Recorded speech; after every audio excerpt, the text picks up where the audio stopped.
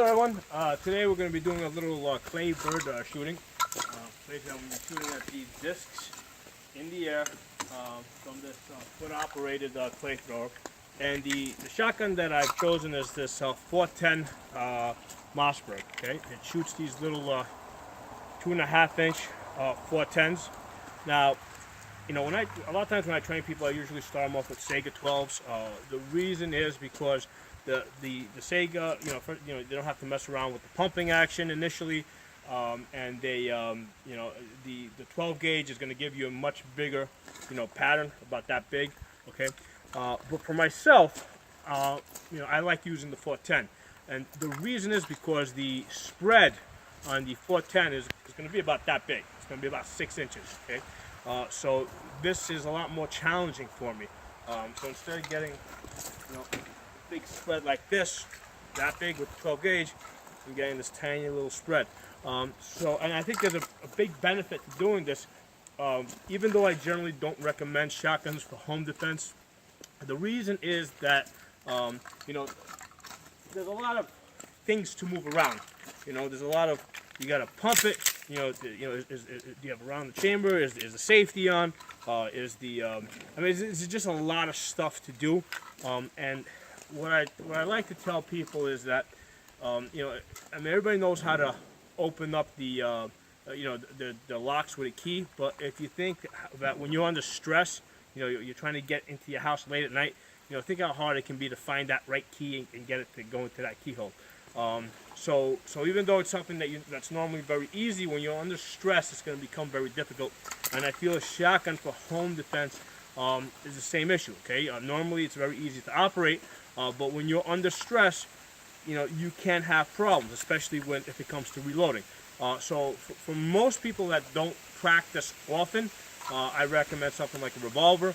For people that practice more often, I'll generally recommend semi-automatic. But anyway, beyond that, I like training with the shotgun. I like doing defensive shooting, but I also like doing just, clay disc shooting because you are shooting at a moving target and you are under a time constraint, okay? Because there's a limited amount of time that the bird's going to be in the air. And it's similar to the benefit of training, under a timer, you're trying to do a certain drill and you're limited by time. That's a stress inducer. So basically, the clay discs offer the same thing. They become a stress inducer, and for that reason, I picked the 410 pump shotgun. That's how I do my my shotgun exercise. Okay, this is a very fun shotgun. It's one of my favorites. I bought this, I think, for $110 or $120 used. It's my wife's favorite shotgun too. So it's a lot of fun. The kick is very light. So my only complaint about 410 is that I wish they would sell value packs of 100 rounds. Okay, because basically I gotta buy them 25 rounds at a time, and basically 12 gauge and 20 gauge are cheaper than 410, which doesn't make any sense to me because there's less material in the 410 since it's obviously smaller. Well, anyway, let's play a little bit over here.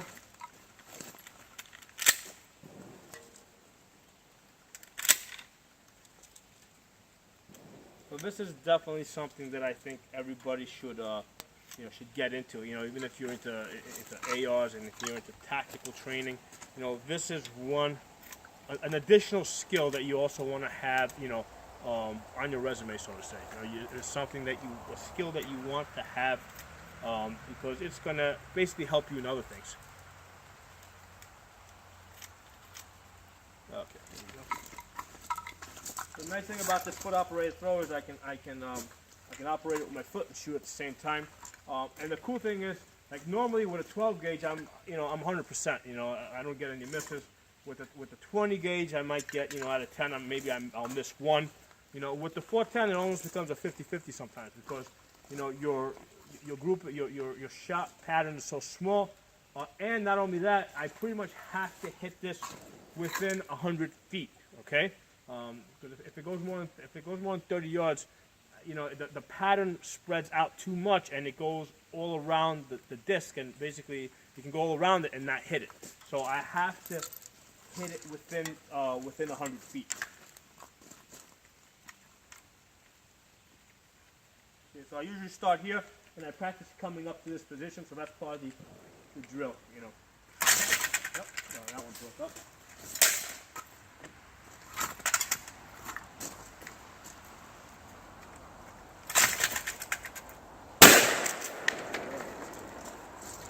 It's been raining, so some of these discs are wet. They may break up easy.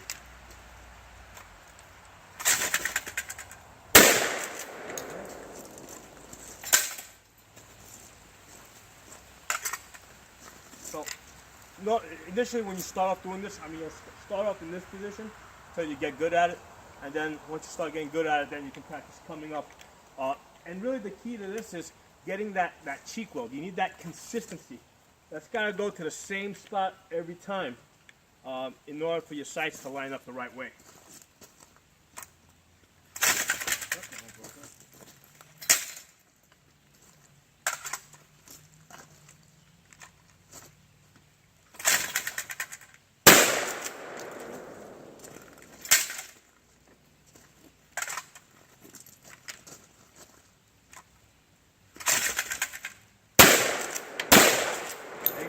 That one was cool. I took the tail off of it, all right, and basically like 80% of the bird was still flying.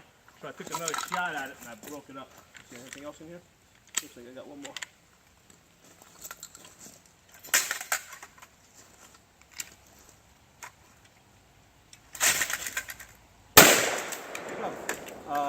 Not bad. Got 100%. Like I said, you know, with the 410, it's usually harder. So I normally don't get 100%. I normally, you know, on a bad day, I'll start off at 50%, and then I'll build myself up to like maybe 80 or 90%. The other cool thing is that, you know, because, you know, most people that are doing this, and if you're doing it by yourself, you're going to be throwing it yourself, so it's always going to be a straightaway, you know. So the 410 makes it a little bit more challenging because basically you're behind the bird, so it's a lot easier to hit it. If you had somebody throwing it sideways at you, right, and it was coming across you instead of going straight away from you, if it was coming across you, it would be that much more difficult, okay? And that's where, yeah, you definitely want the 20 gauge and the 12 gauge to give you that extra spread. But for this type of activity where you're doing it on a straightaway, I think 410 is the way to go. Thanks for watching, and see you guys next time.